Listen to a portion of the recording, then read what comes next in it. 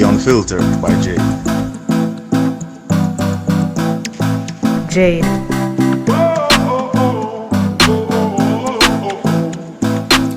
Welcome to The Unfiltered by Jade, where we educate, empower, and entertain. Feel free to like, share, subscribe, download, donate, and make everybody know about this.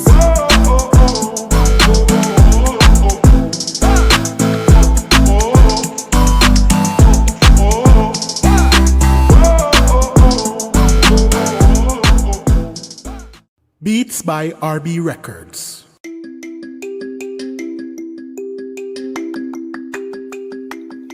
Shopping assistance, your style, your budget. Our services include online and local shopping for individuals and businesses, personal shopping, purchasing of company and office supplies, importing and exporting small packages across Jamaica and worldwide, and helping you find unique gifts and items for all events and occasions. Contact us at 876-919-5195 or shoppingassistance2015@gmail.com. Shopping Assistance, your style, your budget. Welcome back to The Unfiltered by Jade. Today we have here John Coaxum. We're going to be speaking about the Pneuma Cards that he has. Before we get into it, John is an ordained minister, so it's Pastor John for us out there, and he's a licensed professional counselor. Yes, he's here with us, and we're going to speak about the cards and what it entails, how is it that we can use it, etc. So hi, John. Hey, how are you? I am good. How are you? Good. Glad to be here. Awesome. I'm glad to have you. So first of all, for those who don't know, what does pneuma mean? And so pneuma is the Greek translation of the word wind, breath, spirit, or mind, particularly in the Old Testament. Now, the word is used throughout the Bible, but I pulled it specifically from Genesis chapter 1. Okay. And in that chapter, the Bible talks about, in those first two verses, it talks about how the earth is formless and void. There's nothing there. But the Spirit of God, or the pneuma of God, hovered above the waters. And when I saw that, of course, there's the Hebrew rendering, but the Greek rendering is pneuma. And I just thought it was just a powerful word, right? That has a range of meaning. So wind, breath, spirit, and mind. And obviously I love the mind part because I'm kind of in that field and it's in my wheelhouse. And obviously, spirit, wind, and breath, the breath that inhabits all of mankind. That's what I believe from the biblical record. It just sort of made sense to tag my cards with that name for a variety of different reasons. Awesome. Yeah. So speaking about the cards, what inspired you to create these cards? So I've been a ordained pastor, as you mentioned, for right now, probably around 13 years. But I will tell you that I've always had a love for counseling. So I've been a pastor for about 13 years, been a licensed professional counselor for about a year and a half, almost 2 years. But I've always had a love for the mind and psychology and counseling. But when I was in school, Jade, I remember one of our teachers telling us in theology class saying, if you're going to go into ministry, then you can't have another major. You can't pursue anything else. You can't have a plan B. And for whatever reason, that kind of scared me, stuck with me. And I was just like, oh, boy, I got to give my all to ministry, which I had planned to do anyway. Right. And so for years, I kind of let my passion of counseling and psychology sort of subside. And then, I was in a district. I had a couple of churches that I was over. I was married at that point. It just seemed like a good time for me to really pursue this as I saw mental health issues even within the church. So thankfully, my wife allowed me to go back to school because we had a lot going on. But we decided mutually that I would go back to school. Studied counseling for about 2.5 years, finally came out with my degree, took the test, so on and so forth. And I've just been blessed ever since. And one of the things that has been a blessing is me being a Christian and merging counseling together. Yes. Yeah, being a believer, taking faith and mental health. And here's the thing, too. There is a huge stigma about mental health in the church. Oh, yes. People tend to think that we can just kind of pray everything away. We just kind of, faith Pastor. walk stuff away. You know what I'm saying? Preach Oh, everything yeah. away. Mm-hmm. And it's just not reality, right? Obviously, I believe in the power of prayer. I've seen prayer do some wonderful and miraculous things in people's lives. Yes. But I also see God using people, right? And using the gifts and the tools that he has given us. So with all that being said, after I got into the counseling field, I recognized, man, there's a whole lot of resources here. There are workbooks and there's journals and there's worksheets and there's even card decks as well. But I didn't see much in the area that merged faith and mental health. Yep. And as a Christian counselor, and I should tell you that many of my clients wanted, even without my requesting it, they wanted to include spirituality into our sessions, the Bible, prayer, those types of things, because they wanted that. I was like, man, I don't really have a resource to kind of use with them. I'm just using what I know from my own personal experience in ministry. And the idea just kind of jumped in my head, right? I want to give God credit for it. I believe the Holy Spirit just kind of dropped it into my mind. And I was like, man, I want to create something that merges the two together so that people don't have to think that they're sacrificing their relationship with God to do therapy, right? Or to go into counseling or to do that work that needs to be done. So that's how I came up with it, started working on it. And again, thank God for my wife that encouraged me to actually finish it, because I did get a little discouraged along the way. But I finally pulled it off, and I'm really happy with the product so far. Big up, wifey. Yeah. So I am happy that you even mentioned it, because as I said, there are a lot of Christians who believe that you can't put two of them together, right, to use in therapy session, because some people say, you have pastors who do counseling, quote unquote, and it's just strictly from the Bible. Yeah. I don't necessarily agree with that, based on the fact that we're also still living in this day and age where there are some things that the Bible probably don't touch on intrinsically. Right. And you have to have some other knowledge to help dealing with these issues, whether it's marriage, whether it's dealing with yourself as a person, whether it's whatever it is, mental health, whatever it is. I believe also doing some therapy alongside the Bible can actually help people. For you, there are three components to it. You and God, you and yourself, you and others. Can you explain you and God in terms of the card and using it? How does that reflect? Yeah, good question. So I think it's helpful also to know that each of the content cards contain three things, right? A relevant scriptural passage. They contain a reflective question that is open-ended, so something that you answer with more than just yes or no. And then it includes a task as well, something to help you be practical. And that was really important for me to include on every card, because, essentially, if it's just a text, then, we can just go to church, right? Right. But if it has a question, then it kind of moves into the therapeutic realm. But if it has a task, then now it's positioned to help people grow. So each of these cards has that in there. And as you mentioned, there's three categories. So the first one is you and God. And I thought that was important because that is the most fundamental relationship as a believer that I believe every person must identify with first. That's number one. And I think that we get our understanding of who we are, our personality, who we are to be, what we can be, what we should be, what we should or should not be doing from our relationship with God. And so each of those cards kinds of explores our distance or proximity away from God. Where are we right now in our relationship to him? And you'd be surprised. There's a lot of people right now who have who don't want to forgive God for things that have happened to them in their lives, right? So they're still holding on to that, and that causes depression or anxiety or this hatred of the church, of God, or anything spiritual, right? There are people who have had bad experiences just in church as a result, and their relationship with God has suffered. And so these questions really explore our relationship with God. How far are we from him, or how close we are from him, and any work that may need to be done in that area. Love that. You and you. Yeah, you and you. Probably, honestly, my favorite. Listen, you and God is first and most important, no doubt about it. But you and you is important. We don't think about this enough, but we have a relationship with ourselves, right? Yeah.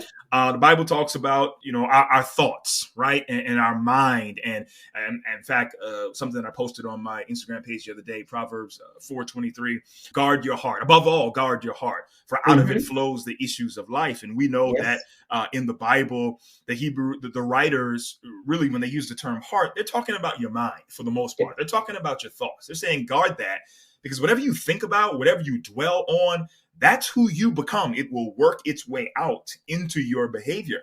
Yes. And so you is fundamentally important, because we need to process, what do we think about ourselves? What stories do we tell ourselves based on our experiences? How did we grow up? As you know, I'm sure you know this already, that, really all of us, we are a cocktail of the different childhood experiences that we have had. Right? Oh, man. Yeah. Yes, we are. So and in counseling, I have to do this so often. I have to tell my clients that, listen, we can't just go forward. We got to go back in order to go forward. We can't just start at where we are and go forward.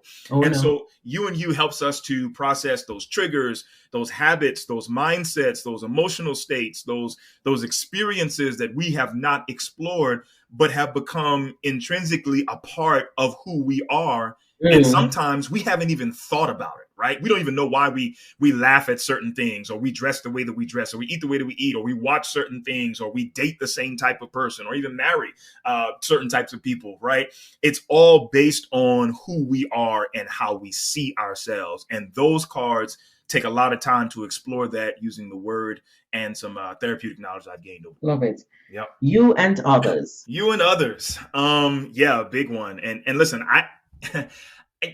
for a long time in my life, I thought I was an introvert, and maybe I am. Maybe. But, by nature, because I'm a pastor, I'm always in the public eye. I'm always around people. And genuinely, Jade, I love people. I really, really do. So I think I'm more of an ambivert, right? Okay. Right. Which is, I can kind of be in both areas if I need to. Right. But I say that to say that what I've learned over the years is the necessity for human connection, that God has designed us to connect to other people. We are designed for it. I could go down the list, how good and pleasant it is for brothers to dwell together in unity, right? Forsake not the assembling of yourselves together. That's what the Bible talks about. It's not good for men to be alone. I can go on and on. There is this sense in the Bible that God wants us to connect with other people. And so these cards help us to process our connections with other people and see if there's any work that needs to be done in our relationships, in our families, so on and so forth. So it asks questions about, who in your family would you love to be closer to at this moment? And then gives you a task to kind of help you, right? Because there's some of us, we grew up with our siblings and we're not as close to them as we once were. Or there's things that our father said to us that we've never forgiven him for. Or the fact that no one in our life ever said, I love you. Or the fact that, we're just kind of naturally introverted and we feel scared or insecure to reach out to other people. These cards really help us process that and kind of layer it with the Word of God that encourages us to connect with other people. So that's what that category is. And using the cards, what's the goal? I think going back to your first question for me, which is the title Pneuma, the Spirit of God, the Bible says, hovered above the waters, and I read one article where it said that. The Spirit of God was the first agent on the scene. The Pneuma of God was the first agent on the scene when it comes to creation, right? So transformation and creation kind of began there. Right. And that's what I'd love to see. I want everyone who uses Pneuma cards to go on a journey of reflection and self-discovery that can hopefully lead to change and transformation and maybe a creation of a new life if that's what they want to have. I think that there are people who have been living a long time, living in the world, and they have never considered some of the questions that I have included inside of this deck. Questions that would alter their life, that would change who they are, that would help them better in their relationship with God and others and even with themselves. I think there's a lot of questions in here that actually, even before I wrote these cards, I had never even considered. So I had to process them myself as well. And I think the goal is for someone to kind of grow from it. And if I may, I want to add a second thing to that as well. Sure. I think a secondary goal is to help kind of tear down this wall between faith and mental health as much as possible. Right. Good. So I've made these cards easy enough that a person from, 9 to 99 could potentially use them.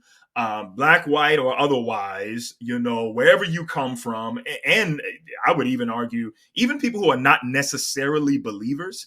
I was going to say that. Yeah. Could potentially use these cards. Why? Because the wisdom of the Bible has been used by people who are not believers, but people from all backgrounds, experiences, and beliefs, and just the wisdom they've used and applied it to their life, and it has benefited them. So I wanted this card deck to kind of introduce believers, church folk, the holy saints, if you will, the laity, to some small measure of therapy. Now, obviously, this is not a replacement for therapy, but it can help them to start considering. If they can get comfortable asking themselves these questions and maybe even asking it in groups and with other people in their life, maybe they'll feel more comfortable walking in to a counselor's office, sitting down. All right, I have no problem with you, John, because you're answering all the questions I have in my mind. I'm sorry. Because I was going to say, hold on, but these cards can be an icebreaker in terms of counseling. Yes, absolutely. As a matter of fact, when I first released them, I had a private practice order 10 decks of them for their counselors there right away. And so they're using them at this time. And, I know others have bought them as a result, and they're using them in the practice as well. So absolutely. Yeah. I love that. Mm-hmm. These cards can actually bring healing to people even without entering a counseling room. I believe so. I do want to reiterate that, they're not a replacement for, but I understand that. But it's that they're asking certain questions that we have never thought about. Yeah. It can also bring in scaling. We can talk about, when we're talking about therapy, we can talk about Adlerian therapy in terms of where was I at this point? What is it that has caused me to be who I am now? Going back, thinking about things like that. It can bring healing because, as I said, sometimes people have never thought about certain things until they're doing the card and they see a question and they're like, my God. Yeah. Yeah, no, absolutely. And it's interesting because, my wife even had that experience because she had not read a lot of the cards before. And of course, I let my wife, see it before I released it. Right. And we actually did a video on this. If your audience goes to Pneuma Cards on YouTube, they can see the full video or go to my page, Therapy and Theology on Instagram. But we took she chose one of the cards and we sat down in front of each other and we did them together. And the card she chose was the question was, what lessons from your childhood still influence your life today? Jesus. Right? Yeah. Just think about that for a minute. I mean, if you think about your life, like, I don't know about you, Jay, but I mean, sometimes I wake up and I look in the mirror and I just kind of see my actions and my mannerisms and how I dress and how I behave and the words that I use. And I'm just like, yo, I am just like my dad. I never thought I would be like him. I've never. And now that I have a daughter, I realize that a lot of the things that my parents did for us and said to us that I swore, right, I would never do for my daughter. You're not doing it at all. Yes. That's what you end up doing. Yes, I'm doing it now. So these questions are definitely positioned to help us ask the tough things. Watch this, that we don't even want to ask ourselves, if you really think about it, and challenge us in deep and critical ways that could help grow us into better people. So absolutely. Yeah. So God and mental health does intertwine. Yeah. I think it does. And, listen, you're going to have to stop me from talking because this is a big, big thing for me. First of all, I want to say that there is a term called spiritual bypass, right? Which I talk about in my, on my Therapy and Theology page on Instagram. But spiritual bypass is this thought that we bypass the deep and critical work and the challenging work, right, of asking ourselves questions and becoming better through some sort of spiritual exercise. So I'm hurting and I'm depressed. Well, I'm just going to fast. Well, I'm anxious, so I'm just going to pray about it. Or I'm just going to go to church and things are just going to magically be better. Now, I'm not trying to insult God. Obviously, I'm a pastor. I believe in the Bible and believe in all of these spiritual things. But at the end of the day, I believe that God has given us tools to be able to help our mental health. That's right. The second part of that, what I would say is that the Bible talks about us loving God, right? With our soul, our spirit, our body, and our mind. That's what God said. I don't believe that that's just some kind of accident or some throwaway word. I believe God wants us to love him with our mind. And frankly, I believe that the mind is absolutely critical to our relationship with God and who we believe we are as people. And so how can we love God if we don't have a healthy mind? How can we have a great relationship with him? How can we love God's people if our minds are not healthy? We're not living to the ideal level that God will want us to live. And so, yes, faith and mental health, God and mental health definitely intertwine. And I would say to someone out there who's listening, right, who may be skeptical, what's this guy talking about? Okay, whatever. But I mean, think about this. If you're working outside and let's just say you have a chainsaw, just random, and chainsaw falls and cuts off your arm. Okay. We're immediately, we're not going to say to someone, hey, can you call somebody to have prayer with me? Nope. Oh no. I mean, that would be crazy. Like we believe in prayer, no question. But the very first thing we want is we want a doctor or a medical professional to look at us. Yes, in that moment. And it seems like there is this prejudice from believers against mental health in some way, because we don't do this in any other area of life. We got issues with our plumbing. We don't call a Christian or pastor to come anoint our plumbing. We call a plumber. All right. And so when our minds, if our plumbing is broken, we call a plumber. But what about if our minds are broken? Well, that means that we should call someone who has the ability and the skill sets to help us draw things out and help us to become better people. All right, I'm going to stop there because I could talk all day. And I also want to add to that in terms of even if our eyes, who have eye problems, we don't pray about it. We go and see an ophthalmologist about our eyes. Absolutely. If it is, and even the Bible talks, and this might be far-fetched for some people, but even the Bible talks about if we don't work, we cannot eat. So if it is that we are not working, how is it that we expect to eat? If it is that we don't seek help for our mental health, how is it that we expect to be better persons? We have to be better persons even for ourselves, even if it is that we want to be better for people. So those listening out there, if it is that you know you have, you know, sometimes people don't even know that they have issues or problems, but you can't be yourself to someone, especially a spouse, a child, family members, if you're not good to yourself. Right. And taking care of yourself is important, and taking care of your mental health is important. So if it is that, I mean, a lot of people are afraid to seek mental health professionals because they say, one, they're expensive. Two, they don't want to tell anybody their business.